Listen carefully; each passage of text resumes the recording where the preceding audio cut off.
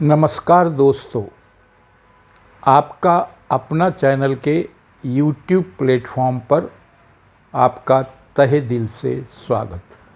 दोस्तों, पवार परिवार में चाचा भतीजे की जंग और तेज होने के आसार बढ़ते जा रहे हैं। उसके संकेत कल इंटरव्यू देते हुए अजीत पवार ने जो कहा उससे मिल रहे हैं।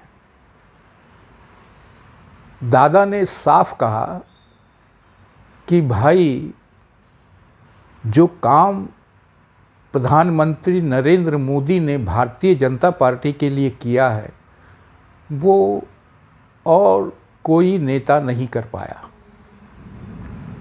उन्होंने मोदी जी की जमकर तारीफ़ की। वो लगातार पिछले एक हफ्ते से मोदी जी की तारीफ़ करते चले आ रहे हैं, मगर कल फिर से उनकी तारीफ़ करते हुए कहा कि जो काम अटल बिहारी वाजपेयी, लाल कृष्ण आडवाणी, मुरली मनोहर जोशी नहीं कर सके, वो काम नरेंद्र मोदी ने कर दिखाया। 2014 और 2019 के लोकसभा चुनाव में उन्होंने बीजेपी को बहुमत दिलवाया। इसके साथ ही उन्होंने भारतीय जनता पार्टी का जो विस्तार किया है देश स्तर पर, वो उनके करिश्मे का नतीजा है। अब आप कहेंगे कि आप इसमें चाचा भतीजे की जंग वाली बात कहाँ से स्पष्ट होती है? तो दोस्तों, गौर करने वाली बात यह है कि उन्होंने कहीं परोक्ष रूप से इनडायरेक्टली अपने चाचा एनसीपी के मुखिया शरद पवार पर तंज कसा है, कटाक्ष किया है। बिटवीन द लाइन्स यदि जानने की कोशिश करें तो हमारी समझ में साफ आएगा कि उन्होंने ये कहने की कोशिश की है कि अरे भाई चाचा जी, पिछले 6 दशक से आप राजनीति में हो और हमारी पार्टी एनसीपी वो महज पश्चिम महाराष्ट्र तक ही सीमित होकर रह गई है। और जहाँ तक सांसदों के चुने जाने की बात है तो पिछले 2019 के लोकसभा चुनाव में तो महज 4 सांसद ही चुने जा सके हैं। तो ये साफ उनका कहना था कि शरद पवार लाख कोशिशों के बावजूद एक क्षेत्रीय स्तर के नेता बनकर रह गए हैं, प्रादेशिक नेता बनकर रह गए हैं, जबकि मोदी जी कहां से कहां निकल गए।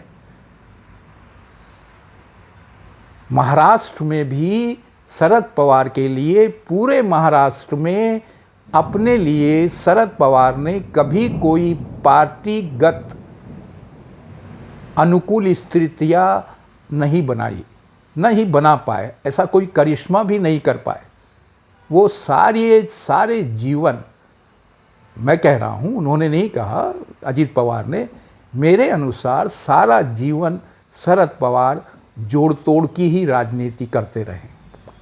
कल भी शरद पवार ने घाटकोपर में जो एक कार्यकर्ताओं के लिए मार्गदर्शन शिविर आयोजित किया था, उसके जरिए उन्होंने हमारे दादा यानी अजीत पवार को पार्टी में किनारा करने की कोशिश की।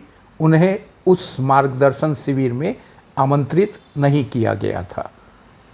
एक उन्होंने संदेश दिया था अपने भतीजे को कि भाई, एनसीपी में आपको अपने मर्यादाओं में रहना पड़ेगा।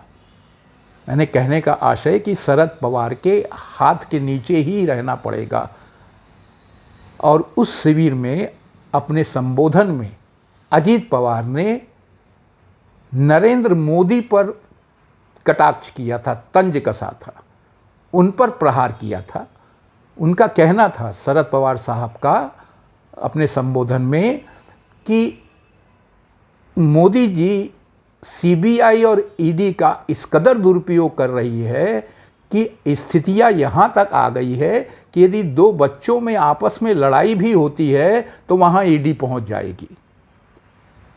यानी कहने का आशय ये है मेरा कि चाचा जी एक और मोदी जी पर कटाक्ष कर रहे हैं, प्रहार कर रहे हैं, उसी समय उनका भतीजा मोदी जी की जमकर तारीफ कर रहा है। तो दोस्तों, हम और आप इससे यही निहितार्थ निकाल सकते हैं कि हो न हो चाचा भतीजे की ये जंग भविष्य में और तेज होने वाली है।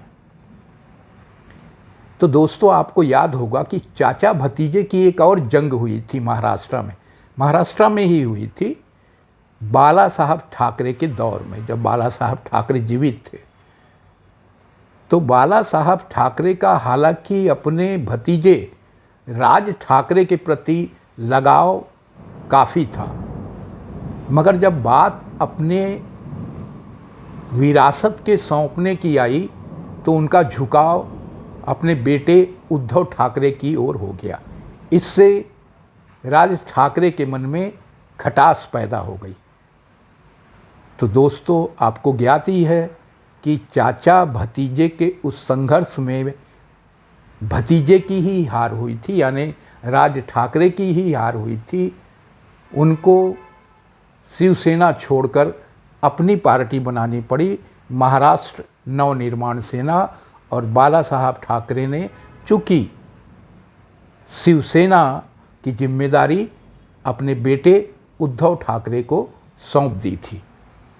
अब हम यहाँ ये सोचेंगे कि भाई शरद पवार और बाला साहब ठाकरे में पार्टी के आधार पर यदि गौर करें तो शरद पवार कहीं ना कहीं 20 पड़ते हैं। हाँ, कुछ अभी फ़िलहाल हम यदि सरसरी तौर पर अनुमान लगाए तो शरद पवार उस पैमाने पर कहीं 20 पड़ते हैं, मगर स्थितियां वो पहले जैसी नहीं है। शरद पवार की उम्र 82 वर्ष हो चुकी है और जो उनका अपनी बिटिया सुप्रिया सूले के प्रति रुझान है, झुकाव है, उसे देखकर भी एनसीपी में लोगों में रोष तो निश्चित रूप से है। और अभी आपको दोस्तों ज्ञात ही होगा कि जब एमवीए की सरकार महाराष्ट्र में बनी थी, यानी कांग्रेस, एनसीपी और शिवसेना को मिलाकर, जिसमें अपनी महत्वाकांक्षा पूरी करने के लिए उद्धव ठाकरे मुख्यमंत्री बन गए, तो उस वक्त हो ये रहा था एमवीए की सरकार में कि हमारे अजीत दादा वित्त मंत्री थे और डिप्टी सीएम भी थे। तो वित्त मंत्री के नाते जो उनके पास शक्तियां थी निधि मुहैया कराने की, उन्होंने उस वक्त अपने विधायकों यानी एनसीपी के विधायकों को निधि मुहैया कराने में भरपूर उदारता दिखाई। और क्यों न दिखाते भाई, विधायकों को निधि मिलेगी तो वो अपने क्षेत्र में काम भी करेंगे, वो माहौल बनाएंगे ताकि चुनाव में उनके पक्ष में नतीजे आ सके।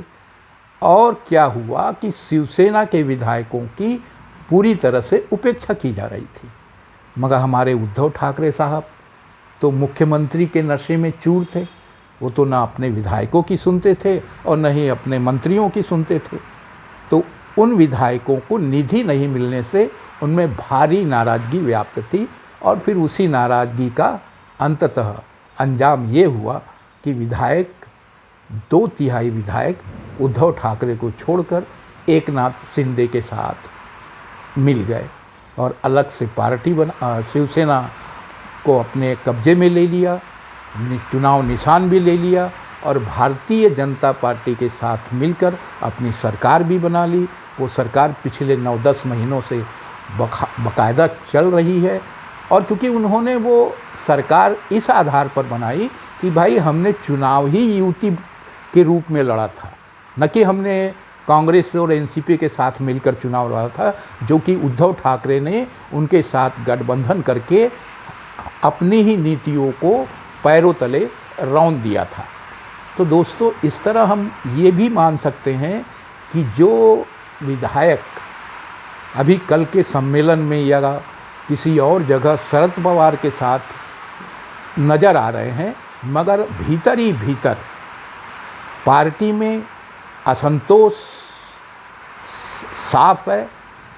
और वो जो अजीत पवार साहब ने एमवीए की सरकार के समय जिस तरह से अपने विधायकों और कार्यकर्ताओं का साथ दिया, निधि के रूप में, पैसों के रूप में, हर तरह का नैतिक रूप से जो साथ दिया, वो विधायक कतई नहीं भूलेंगे। और देर सवेर हम ये मान कर चले कि अजीत पवार एनसीपी को अपने कब्जे में लेकर ही रहेंगे। तो दोस्तों, आज के अंक में इतना ही। धन्यवाद।